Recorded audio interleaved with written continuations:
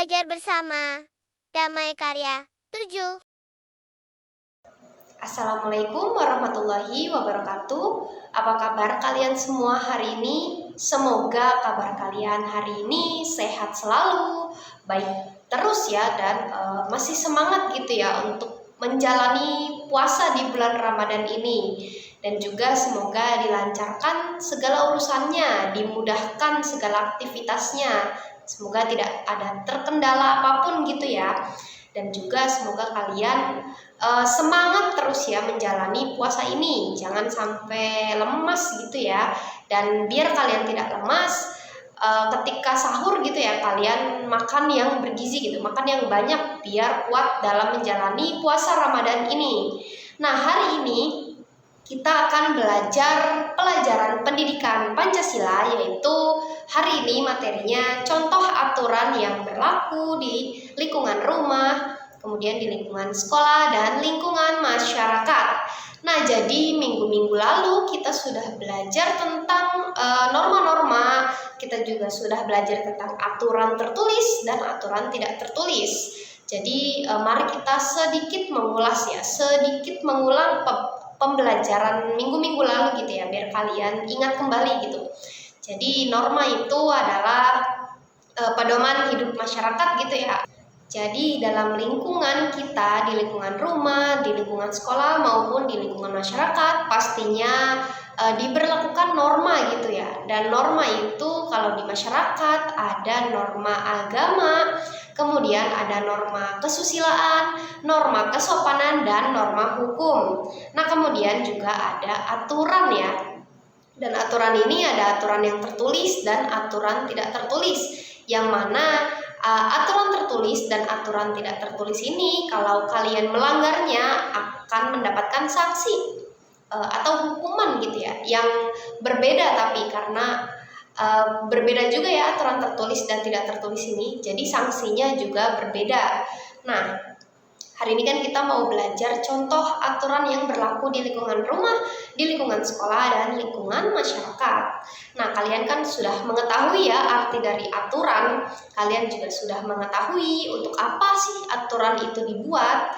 Jadi aturan bisa dibuat di lingkungan keluarga, di lingkungan sekolah, maupun di lingkungan masyarakat. Jadi mari kita lihat contoh-contoh dari aturan-aturan yang berlaku di lingkungan sekitar kita ini. Nah, yang pertama nih ada aturan di lingkungan rumah. Jadi apakah di dalam keluarga kalian terdapat aturan nih? Dan biasanya aturan keluarga itu dibuat oleh orang tua. Contohnya, apakah kalian di rumah ada aturan, misal kalau setelah makan kalian harus mencuci piring kalian sendiri, atau kalian harus merapikan kamar kalian sendiri dan sebagainya. Nah, itu contoh aturan di lingkungan keluarga gitu ya, di lingkungan rumah kita. Nah, aturan keluarga itu dibuat untuk menciptakan ketertiban dan keteraturan dalam keluarga ya. Misalnya keluarga Pak Adi terdiri atas Pak Adi, Ibu Yuyun, dan 3 orang anak. Jadi anak pertamanya bernama Amar nih. Kemudian anak keduanya bernama Haikal dan anak ketiganya bernama Syakila. Jadi nama anaknya Amar, Haikal, Syakila ya. Oke, di keluarga Pak Adi itu terdapat aturan keluarga nih, yang mana aturan keluarga tersebut harus dilakukan oleh seluruh anggota keluarga ya, dengan penuh tanggung jawab.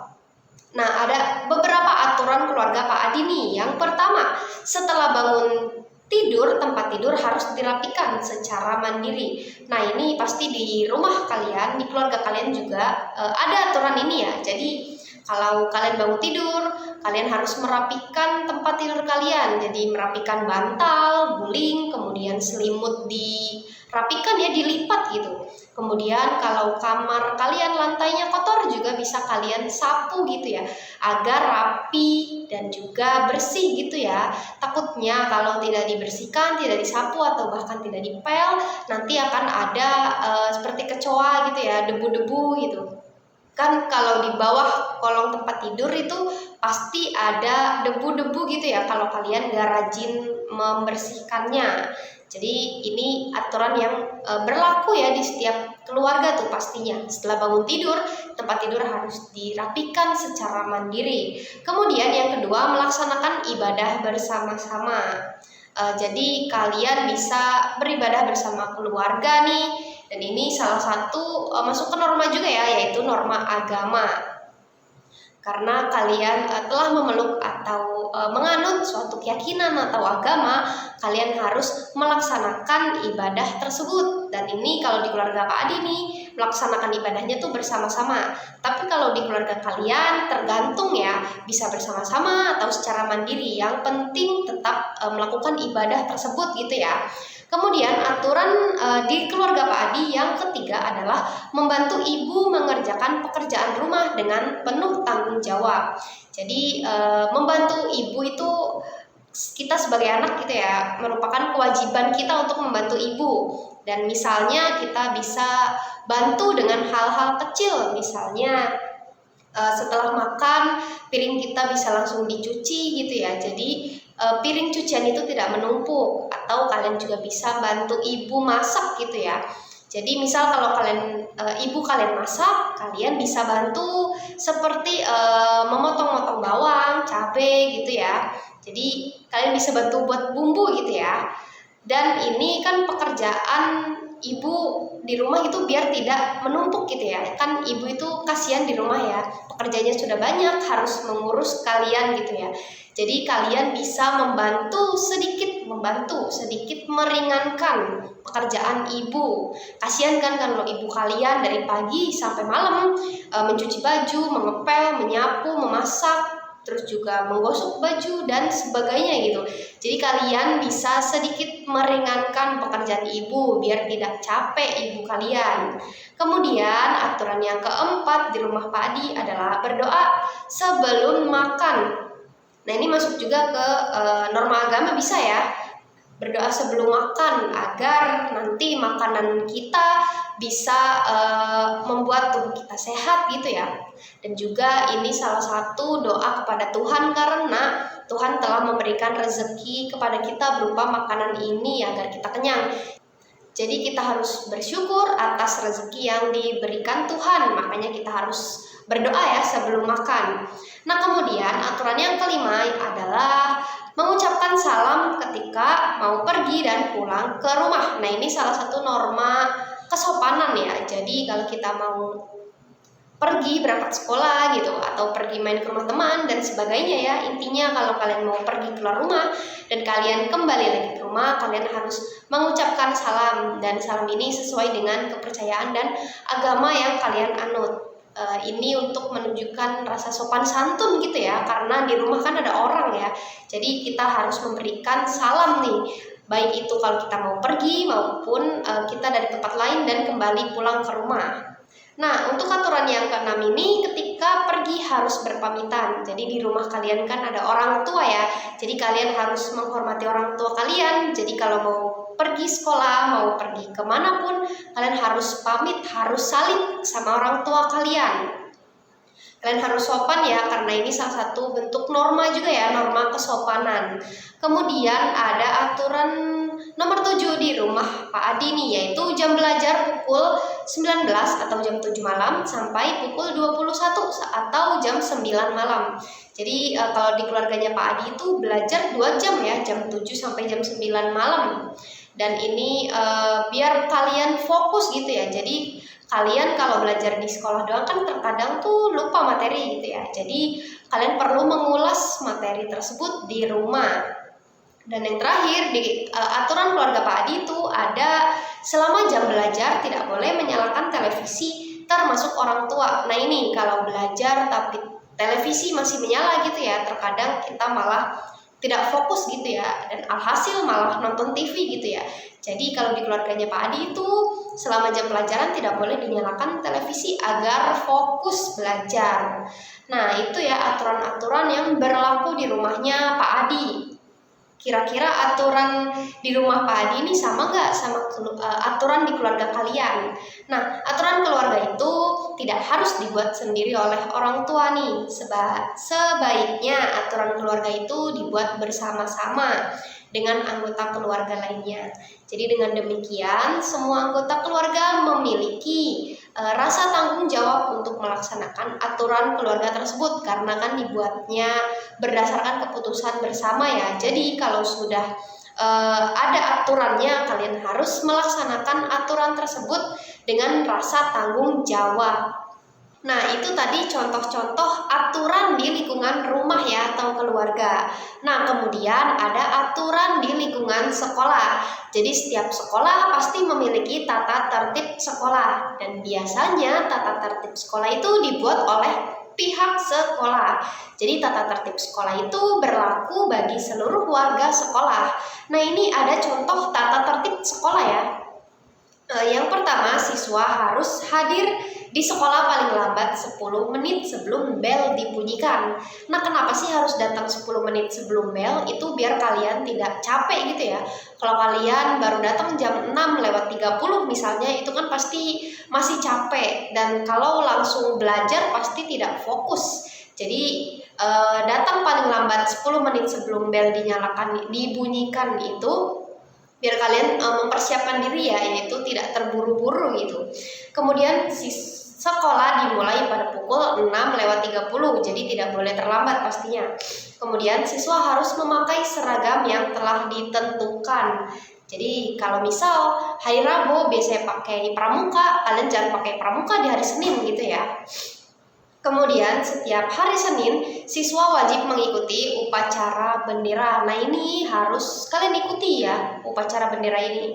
Kemudian jika tidak masuk sekolah, wajib memberikan surat izin. Kalau tidak pakai surat izin, kalian akan dianggap bolos. Makanya harus, kalau kalian misal sakit atau izin gitu ya, kalian harus memberikan surat ya.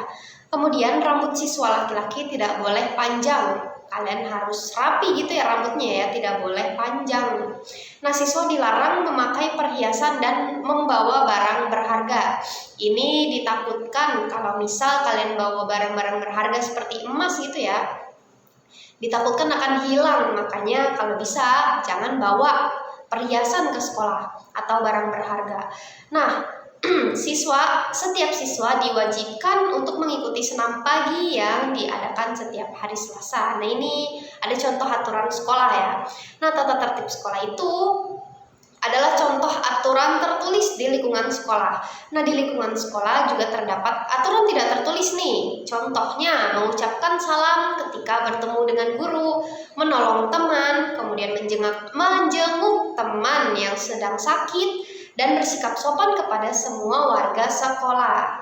Nah, itu ada contoh aturan di lingkungan sekolah ya, dan ada aturan di lingkungan masyarakat. Nah, jadi di masyarakat kita itu, di masyarakat sekitar kita itu pasti memiliki banyak sekali aturan yang berlaku. Nah, aturan yang berlaku nih di lingkungan masyarakat itu dibuat untuk menciptakan ketertiban warga masyarakat, dan biasanya aturan masyarakat ini dibuat secara bersama-sama ya oleh warga setempat. Dan aturan masyarakat itu dibuat berdasarkan keadaan lingkungan masyarakat setempat secara demokratis. Jadi oleh karena itu terkadang aturan masyarakat di satu daerah itu berbeda dengan aturan masyarakat di daerah lainnya, karena itu mengikuti masyarakat setempat ya. Dan aturan yang dibuat oleh warga itu hanya berlaku di lingkungan masyarakat setempat dan tidak berlaku untuk daerah lain. Namun ada juga sih aturan yang berlaku bagi masyarakat di seluruh daerah. Biasanya aturan ini dibuat oleh pemerintah, contohnya aturan lalu lintas. Nah, aturan masyarakat ini ada yang tertulis dan ada juga yang tidak tertulis. Contoh aturan masyarakat yang tertulis itu yang pertama, tamu menginap lebih dari 24 jam wajib melapor ke ketua RT. Jadi, misal kalian punya tamu gitu ya, dan tamunya rencananya mau nginap di rumah kalian 3 hari gitu ya, atau seminggu atau berapa gitu. Intinya kalau lebih dari 24 jam tamu tersebut wajib lapor ke ketua RT. Kemudian warga wajib menjaga kebersihan lingkungan dengan penuh tanggung jawab. Jadi kalau ini misal di lingkungan masyarakat kalian ada tetangga gitu ya yang buang sampah sembarangan, kalian bisa tegur, kalian bisa bilang kita harus menjaga kebersihan lingkungan masyarakat demi kebersihan bersama gitu ya. Kemudian warga wajib menjaga keamanan dan ketenangan lingkungan. Jadi jangan buat ulah gitu ya di lingkungan masyarakat agar selalu terjaga ketertiban dan kedamaiannya. Kemudian warga yang berusia 17 tahun wajib memiliki KTP atau kartu tanda penduduk. Nah, itu contoh aturan tertulis di lingkungan masyarakat, dan ada contoh aturan tidak tertulis di lingkungan masyarakat, yaitu yang pertama menyapa tetangga ketika bertemu di jalan, yang kedua menjenguk tetangga yang sedang sakit, kemudian membantu tetangga yang membutuhkan pertolongan, kemudian mengikuti semua kegiatan di lingkungan masyarakat seperti kerja bakti dan siskamling, dan melayat tetangga yang meninggal dunia. Jadi itu ya aturan-aturan yang berlaku di lingkungan rumah, lingkungan sekolah, dan lingkungan masyarakat kalian. Jadi kalian harus mengikuti aturan ini dengan baik. Kalau tidak, kalian bisa kena sanksi atau hukuman yang berlaku tuh. Baik, terima kasih untuk kalian yang telah mengikuti pelajaran pada hari ini. Semoga kalian semangat selalu menjalani puasa, dan semoga kalian dapat mengikuti aturan-aturan ini dengan baik. Terima kasih. Wassalamualaikum warahmatullahi wabarakatuh.